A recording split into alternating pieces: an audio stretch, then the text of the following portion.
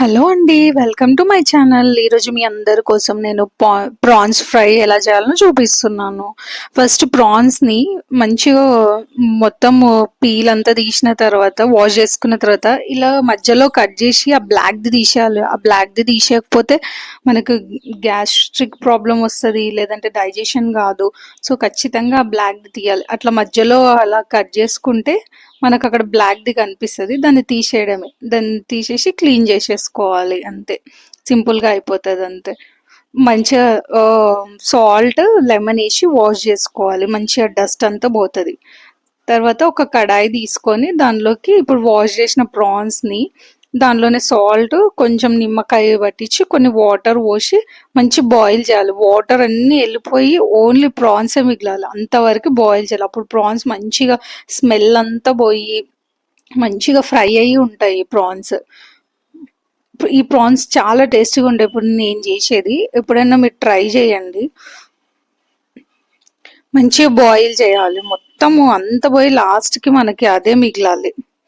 ఆ లోపల అక్కడ ప్రాన్స్ బాయిల్ అయ్యే లోపల మనం ఇక్కడ ఆనియన్స్, పచ్చిమిర్చి కట్ చేసుకొని పెట్టుకోవాలి. ఆనియన్స్ కొంచెం ఎక్కువనే పడతాయి. కొంచెం ఆనియన్స్ గ్రేవీ బట్టి మీరు ఆనియన్స్ తీసుకోండి. నేను ఇక్కడ 2 ఆనియన్స్ తీసుకున్నాను. ఇక్కడ మా హస్బెండ్ నేను ఆనియన్స్ కట్ చేస్తున్నా, కళ్ళలో నుంచి వాటర్ వస్తాయని చెప్పేసి వీడియో తీస్తున్నాడు, మీ అందరికి చూపించాలని చెప్పేసి. పచ్చిమిర్చి కొంచెం మీ ఇష్టం, మీ టేస్ట్కి తగ్గట్టు వేసుకోండి, పొడుగ్గా కట్ చేసుకోండి. ఇక్కడ చూడండి వాటర్ అంతా పోయి లాస్ట్కి అట్లా కావాలి, డ్రైగా అయిపోవాలి. ప్రాన్స్ మంచి ఫ్రై అయ్యి ఉంటాయి. ఇప్పుడు అవి తీసి పక్కకు పెట్టేసుకొని వేరే కడాయి తీసుకొని కొంచెం ఆయిల్ వేసుకొని దానిలోనే ఉల్లిపాయలు, పచ్చిమిర్చి వేసుకొని మంచి ఫ్రై చేయాలి. మొత్తం ఆనియన్స్ తోటి కర్రీ ఉంటుంది కాబట్టి ఆనియన్స్ని మంచి ఫ్రై చేసేసేయాలి. దానిలోనే కొంచెం అల్లం వెల్లుల్లి పేస్ట్ కూడా వేసుకోవాలి, వేసుకొని మంచి ఫ్రై చేయాలి. ఈ కర్రీకి టొమాటో అలాంటివి ఏమీ అవసరం లేదు, ఇది just normal fry, basic fry. దానిలోనే కరివేపాకు మంచి కొంచెం క్రంచీ తగులుతుంటే టేస్టీగా ఉంటుంది. ఇది అస్సలు స్మెల్ రాదు. ఒకసారి నేను ఇప్పుడు చెప్పిన స్టైల్లో ట్రై చేయండి, అస్సలు చాలా బాగుంటుంది. మంచిగా అంతా ఫ్రై చేసేసేయాలి. మీకు గ్రేవీ ఎక్కువ కావాలి, మీ దగ్గర ప్రాన్స్ ఎక్కువ ఉన్నాయంటే ఆనియన్స్ ఎక్కువ కట్ చేసుకోండి. ఓన్లీ ఇది గ్రేవీ ఫ్రై మొత్తం ఆనియన్స్ తోటి ఉంటుంది, ఆనియన్ కర్రీ లానే ఉంటుంది.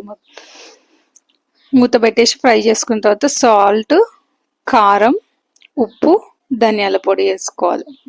కొంచెం గరం మసాలా కూడా వేసుకోండి. కారం నేను ఇక్కడ 2 టేబుల్ స్పూను, 1 టేబుల్ స్పూను నేను సాల్ట్ వేసుకుంటున్నాను. కారం కొంచెం నాన్ వెజ్ కర్రీస్కి కారం ఎక్కువ ఉంటేనే కొంచెం టేస్ట్ ఉంటుంది. కారము, సాల్ట్, ఆయిల్ కొంచెం ఎక్కువనే పడుతుంది నాన్ వెజ్ కర్రీస్కి. కొంచెం ఈ ఫ్రై కర్రీస్ ఇలాంటి కడాయిలోనే చెయ్యండి.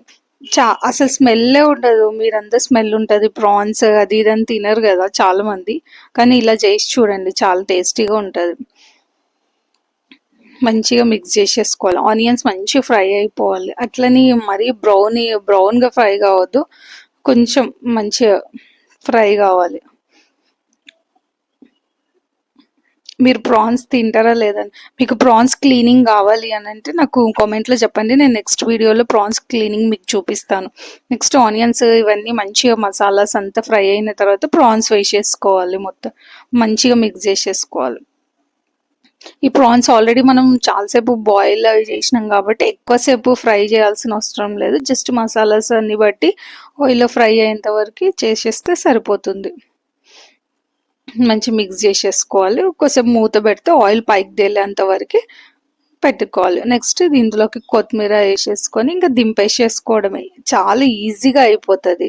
మనం అది క్లీనింగ్ ఒకటే మనకు టైం పడుతుంది.